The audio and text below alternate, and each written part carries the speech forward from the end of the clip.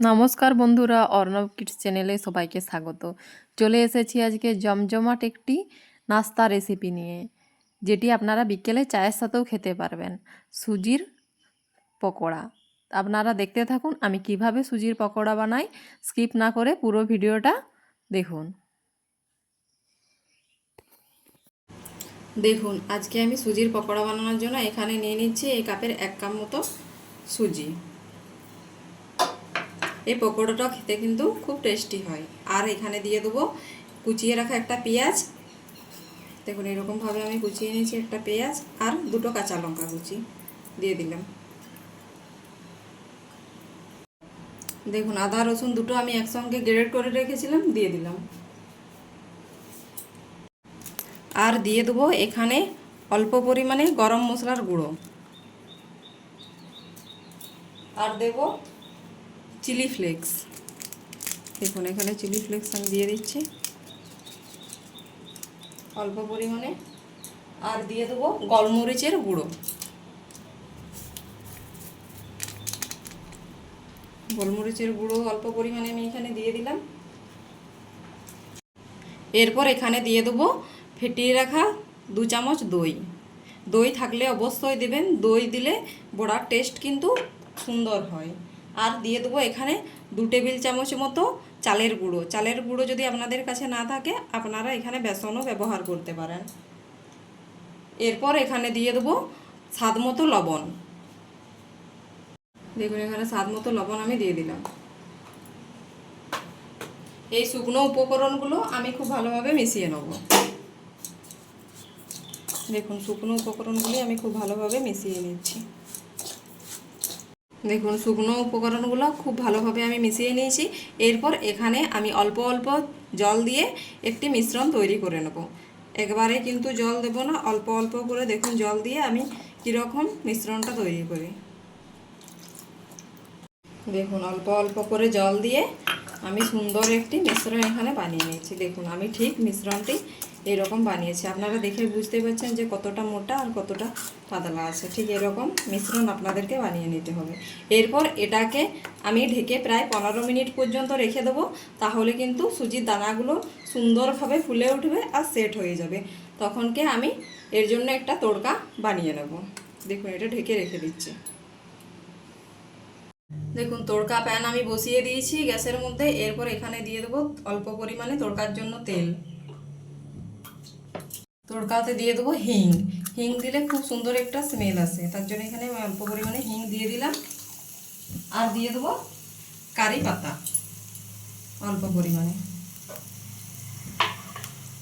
তাহলে আমার কিন্তু তড়কাটা খুব সুন্দরভাবে রেডি হয়ে যাবে। এখানে আপনারা কালো সরষেও ব্যবহার করতে পারেন, কিন্তু আমি করছি না।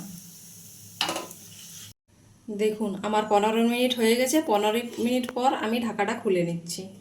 দেখতে পাচ্ছেন আমার কীরকমভাবে ইয়েটা সেট হয়ে গেছে সুন্দরভাবে। এরপর এখানে আমি যে তড়কাটা বানিয়েছি এখানে আমি দিয়ে দেবো তড়কাটা।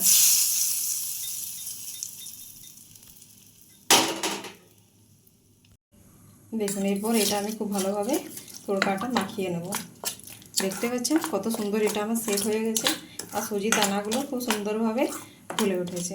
এখানে কারি পাতা দেওয়ার কারণে কিন্তু সুন্দর একটা ফ্লেভার চলে এসেছে, কারি পাতা আর হিং দেওয়ার কারণে। এখানে আরেকটা জিনিস দিলে ভালো হতো, খুব ধনে পাতা কুচি, কিন্তু আমার হাতের কাছে থাকে না বলে আমি দিতে পারলাম না। আপনাদের কুচি থাকে যদি, আপনারা অবশ্যই এখানে ধনে পাতা কুচি ব্যবহার করবেন। দেখুন, খুব ভালোভাবে আমি মাখিয়ে নিয়েছি। এরপর সব শেষে এখানে আমি দিয়ে দেবো বেকিং সোডা বা খাবার সোডা অল্প পরিমাণে। দেখুন, এখানে আমি অল্প পরিমাণে বেকিং সোডা দিয়ে দিচ্ছি। এবার বেকিং সোডাটা আমি খুব ভালোভাবে মিশ্রণটার সঙ্গে মাখিয়ে নিচ্ছি। আপনারা এরকমভাবে চায়ের সাথে খাবেন, সুজির পকোড়া খুব মুচমুচে হবে আর খুব টেস্টিও হবে। আপনাদের বিকেলটা কিন্তু খুব সুন্দরভাবে জমে যাবে। তাই খুব সহজেই আপনারা এটা বানিয়ে নিতে পারেন। দেখুন, পকোড়া ভাজার জন্য তেল আমি এখানে গরম করতে দিয়ে দিয়েছি। তেল কিন্তু আমার গরম হয়ে গেছে। এরপর আমি পকোড়াগুলো আস্তে আস্তে ছেড়ে দেবো। দেখুন, সুজির পকোড়া কিন্তু এবড়ো খেবড়োভাবে ছাড়লে খুব টেস্টি হয়, তার জন্য আমি এখানে এবড়ো খেবড়োভাবে পকোড়াগুলো ছেড়ে দিচ্ছি।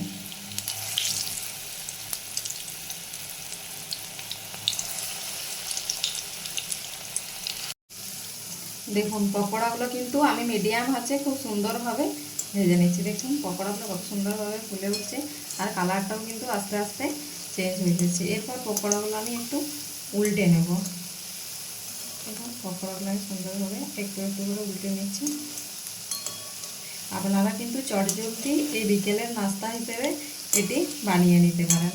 খুব কম সময়ের মধ্যে বানানো হয়ে যাবে আর খেতেও খুব টেস্টি আসবে।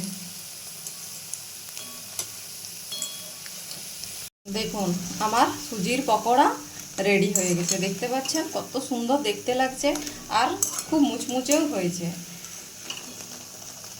এরপর আমি এগুলো তুলে নিচ্ছি। আমার পকোড়াগুলো রেডি হয়ে গেছে। এরকমভাবে সব পকোড়াগুলি আমি কিন্তু ভেজে নেব।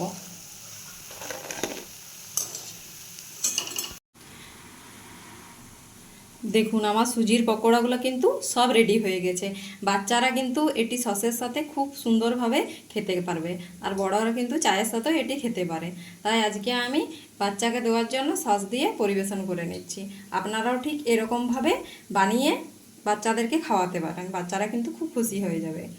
যদি আমার রেসিপিটি আপনাদের ভালো লেগে থাকে অবশ্যই আমার চ্যানেলটিকে সাবস্ক্রাইব করে দেবেন এবং লাইক, ফলো, শেয়ার, কমেন্ট করতে একদমই ভুলবেন না। ফিরে আসছি নিত্য নতুন রেসিপি নিয়ে। ততক্ষণ আপনারা ভালো থাকুন, সুস্থ থাকুন, সাবধানে থাকুন।